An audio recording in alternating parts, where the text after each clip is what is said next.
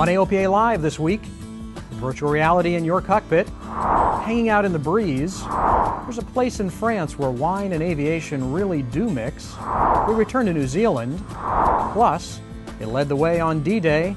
Now we had a chance to catch up with this historic warbird.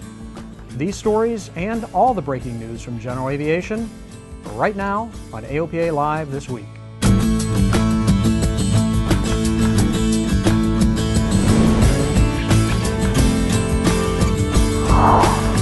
Hello and welcome to AOPA Live this week for May 17th. I'm Tom Haynes. Our top story, Lightsquared filed for bankruptcy, Chapter 11 bankruptcy this week. The company is trying to build a massive wireless network, but its transmitters would overpower GPS receivers. So does this mean that the interference problem goes away? Even though Lightsquared has declared bankruptcy, it certainly does not mean that they're not continuing to move forward with trying to develop solutions to mitigate the impact to GPS from their network. Lightsquared has been unable to demonstrate any mitigation to that interference to date. Lightsquared wants to put powerful transmitters all over the country, but those transmitters would blast out on frequencies right next to the very weak signals from GPS satellites, overpowering our navigation receivers. AOPA, along with other GPS users, has been fighting that proposal, including testifying in Congress. I think there's such a fundamental flaw in the policy process that legislatively, I actually think that the Department of Transportation, the FAA, DOD should be required to sign off on something that's going to be a threat to this national asset we call GPS. AOPA will continue to work with the coalition to save our GPS to make sure that nothing interferes with these critical navigation signals. Former FAA Administrator Randy Babbitt has been cleared of the drunk driving charges that led to his resignation. Last Thursday, a Fairfax City, Virginia judge dismissed the DUI charge because the police officer didn't have probable cause to stop Babbitt. Babbitt says he now plans to work in aviation consulting. AOPA President Craig Fuller said that Babbitt has much to contribute to the aviation community. We at AOPA certainly look forward to finding ways to collaborate with this fine individual and outstanding aviator. We're finding out more about the Hawker Beechcraft bankruptcy and more about the company's future. Executive Vice President Sean Vick told a press conference in Switzerland that Hawker Beechcraft will continue as a company. Vick said the bankruptcy process should be over by the end of the year. Honda Aircraft Company marked a milestone toward certification of its HondaJet earlier this month with the first flight of its fourth FAA-conforming test aircraft. The company announced that at the European Business Aviation Convention and Exposition in Switzerland. The aircraft flew from Honda's aircraft headquarters at Piedmont Triad International Airport in Greensboro, North Carolina. Well, the little jet that launched the very light jet category is closer to production once again. Eclipse Aerospace has signed an agreement with a Polish company, PZL Majolek, to build the wings, empennage, fuselage, and other systems for the Eclipse 550 personal jet.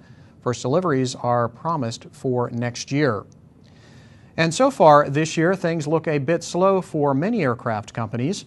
The General Aviation Manufacturers Association, GAMA, released the industry's shipment and billing figures for the first quarter of 2012, and not surprisingly, the numbers are down slightly.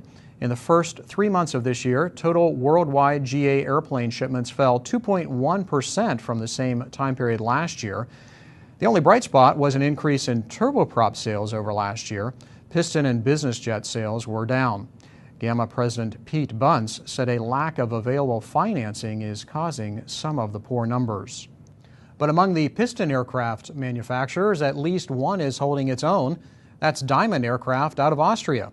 They shipped 36 aircraft in the first quarter, just one less than what they did last year at the same time. Last month at Aero Friedrichshafen, Diamond introduced both updates and new models. AOPA pilot editor-at-large Tom Horn takes a look at a pair of Diamond twins. Center stage at Diamond went to the company's new twin, the DA52-7. Diamond promises impressive performance from the 180 horsepower turbo diesel engines. The engines have been up-tuned, and they're the same AE300s, and it has new propellers and redesigned cowling, and it's able to get to 18,000 feet on a single engine and have single engine service ceiling, that is, of 18,000 feet.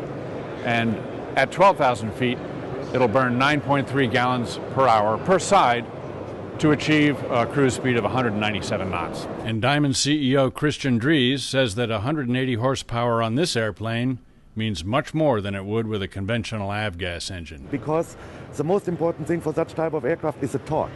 We have a very big propeller and now quite a narrow engine nacelle.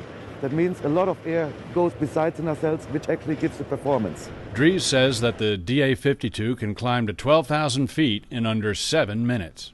Diamond will certify a U.S. DA-52 and a lighter version for the European market. In Europe, the airplanes below 2,000 kilograms do not pay yet, I have to say yet, do not pay Eurocontrol fees, something which you don't know in the United States. But it's quite a lot of money per hour. Speaking of money, a DA-52 will likely top $1 million fully equipped. The other new twin, the DA-42-6, comes in a bit less, about $850,000 fully equipped. Diamond tweaked the new DA-42 to get 10 more knots out of the same engines as the DA-42NG. We know from particularly our American customers as well as the Europeans, that speed is extremely important. So our target was to design or to make an aircraft which has a speed close to 200 knots, actually 197 knots, but also very high fuel efficiency.